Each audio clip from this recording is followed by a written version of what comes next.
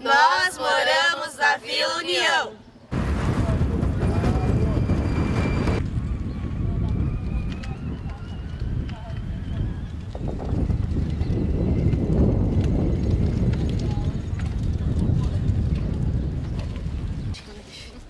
E o pessoal vai bastante, né? Tem bastante fé?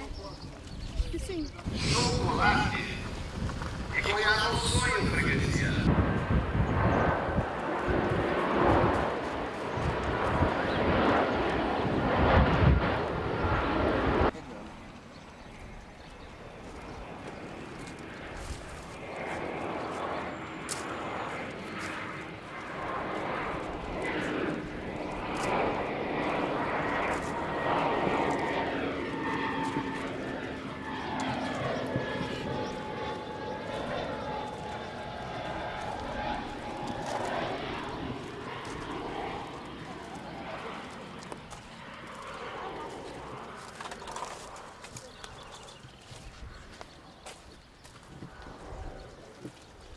Essa área aqui, no ano de 99, 2000, era uma área de cavas, de uma região de pouca habitação, mas que viviam algumas pessoas, sobretudo vindas do norte do Paraná e do nordeste do país, que aqui montavam seus barracos porque vinham com o sonho de ter emprego e de sobreviverem. Só que o sonho era frustrado porque o emprego nem sempre vinha com a rapidez e elas não tinham casa e muitas delas não tinham famílias aqui em Curitiba. Eu vim em 2000, no ano de 2000 para cá, e eu vim de Guaratuba, vim morar aqui. E era bem precário quando eu vim para cá. E eu falava pro meu marido, vamos embora daqui, porque eu chorava dia e noite.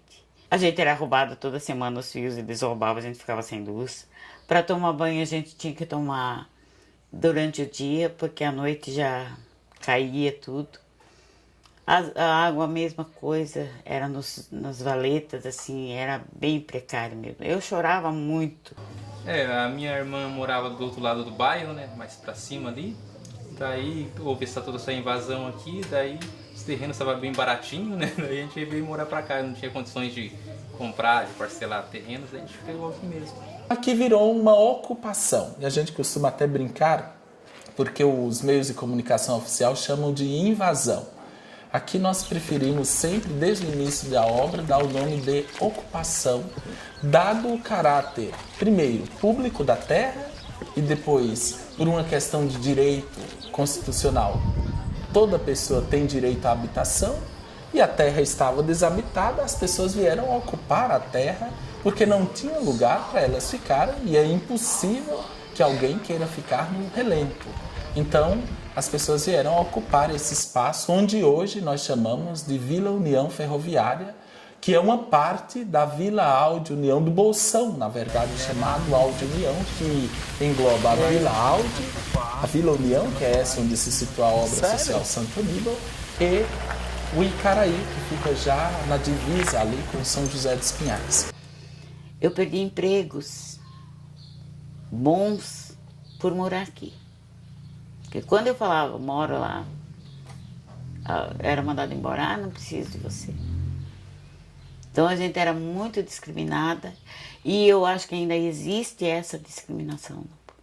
As coisas boas é que aqui é um bairro que tem várias creches para crianças, tem escolas, tem os projetos sociais. O ano de 2000, 2002, 2004, 2006 foi um ano de profundas transformações geográficas aqui na Vila União, onde era cavo foi aterrado, onde era o aterro foi erguido barraco também, e depois assim, foi se construindo algumas casas melhores e o resultado é que nós temos hoje uma Vila União que eu creio que com mais de 6.000 habitantes só na região da Vila União Ferroviária, com muitas casas e alguns serviços públicos, como algumas ruas asfaltadas, uma escola, um posto de saúde mais próximo, enfim, alguma infraestrutura básica, embora precária.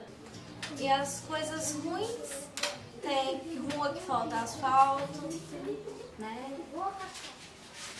Tem muita droga ainda, né? A violência. Violência. Porque isso aqui evoluiu muito, tem muita gente que veio de fora. Então, falta mais policiamento que a gente precisa aqui. E um posto de saúde, né? Porque a gente tem que atravessar a linha para ir no outro posto. E lá tá assim, ó, lotado mesmo. A Vila União é um locus referencial, porque existem outras vilas uniões, outros focos, outros locos de pessoas que sofrem na nossa cidade transmissível doenças e não por causa são vistas. da água a céu aberto, assim. Tem uma região que tem também esgoto a céu aberto. Tudo bom, filho? O projeto dessa rua era para ser uma interligação, se eu não me engano, entre o bairro até São José, que São José é do lado. Qual bairro? O Uberaba, o Vila União, no caso, até São José.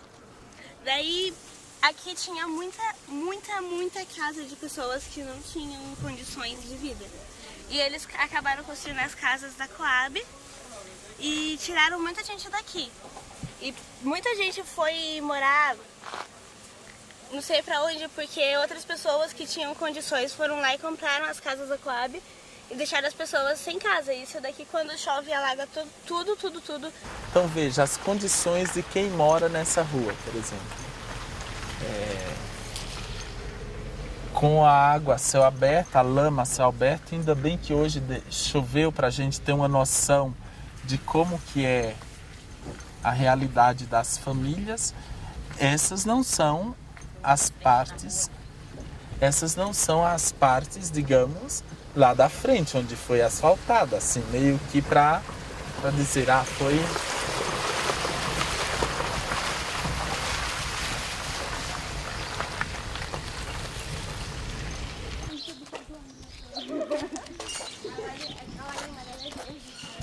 E essa rua, alguém sabe a história dessa rua? Não. Dessa rua. Se alguém já fez asfalto aqui?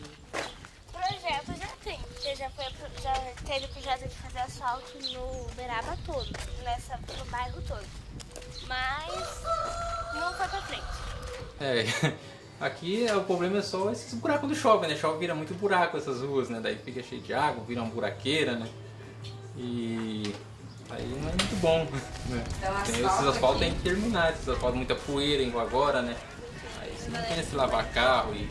Roupa nem pensar, né? Colocar aqui na frente.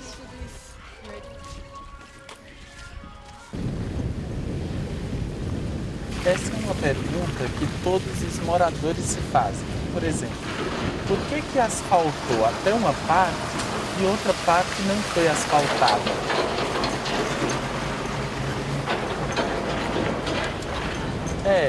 Por que fazer um serviço assim? Por exemplo, essa rua foi literalmente pela metade asfaltada. Quer dizer, há alguma necessidade?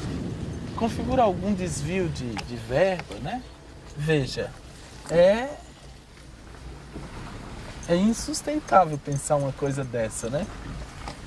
Então, tipo, essa ponte aqui, ela já caiu porque o rio foi alagado e levou a ponte.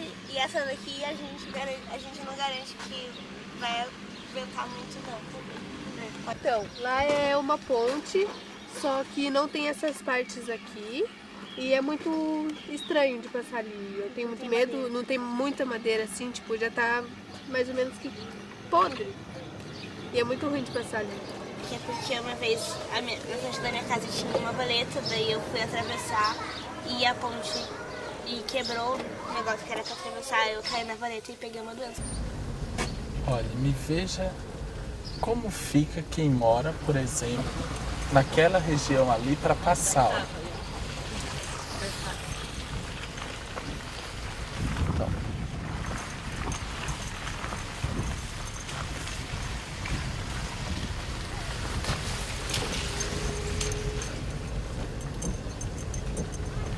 Então, esse daqui é um aterro dos... como que é o nome? Dos moradores. Eles jogam vários lixos e o mato cresce. E ali tem, lá pra frente tem um caminho. E na maioria das vezes o pessoal que vem de lá pra cá, porque ali é o posto, eles acabam atravessando esse caminho e ele é bem perigoso. E essa rua, ela não tem iluminação, ela não tem luz nos postes. Só tem uns postes que tem luz e aí ela fica muito escura à noite.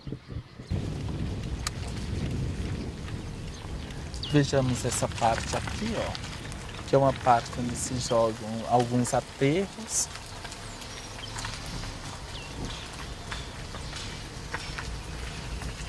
Por exemplo, esse tipo de lixo que é de aterro, claro, tem alguns moradores que fazem construção por aqui e necessariamente tem que jogar por aqui porque não podem pagar uma caçamba para vir. Porém, tem muitas pessoas que de fora fazem esse crime contra a natureza, que é jogar os entulhos aqui.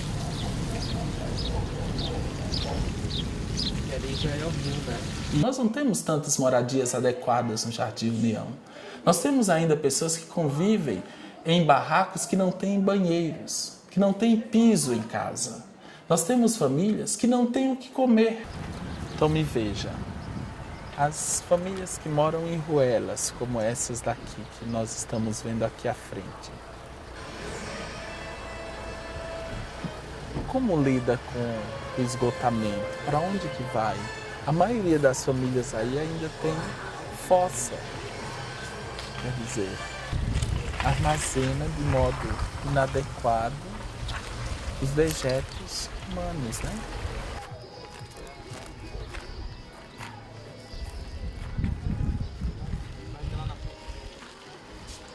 É difícil ver alguém aqui. Aparecem na época da eleição, mas depois esquece da gente. Que daí eles vêm aqui, daí eles fazem asfalto, eles montam, eles colocam esgoto, eles colocam esgoto em alguns lugares, meio só pra disfarçar, só pra dizer que vão fazer alguma coisa. Quer dizer, o poder público, às vezes, ignora essa realidade, porque poder público gosta de número. Aliás, não só poder público, no mundo economicamente rentável, as empresas estão preocupadas com o número, as igrejas estão preocupadas com números, os governos estão preocupados com números. Antes da Copa eles estavam começando, a gente pensou assim, puxa, agora vai, né? Começaram e daí parou, e daí ficou, não sabe agora quando vão entregar, né? Essas ruas nossas aqui, tá? Quando a gente passa dos números para as vidas, a gente acaba por descobrir que a justiça, a fraternidade, a política pública, um mundo melhor, quem constrói somos nós, com nossas mãos. Meu sonho é poder tirar essas crianças da rua que a gente vê aí. Isso me dói muito de ver essas crianças. Porque tem hoje já são jovens, já são adolescentes, mas a gente viu crescer. E hoje são tudo enfiados nas drogas. As meninas, tudo com filho no braço, novinhas. Sem uma estrutura, sabe? Isso aí é uma coisa assim que me entristece muito. Eu queria ver isso aí, que tivesse alguma coisa que eles pudessem se ocupar nisso aí, né? Tivesse uma pessoa que pudesse nos ajudar nesse ponto aí, para nos trazer benfeitoria para cá, trazer essas coisas que a gente precisa para ajudar. Porque é muito dolorido a gente ver um jovem que a gente conheceu, um menino, e muitos a gente tá vendo morrer.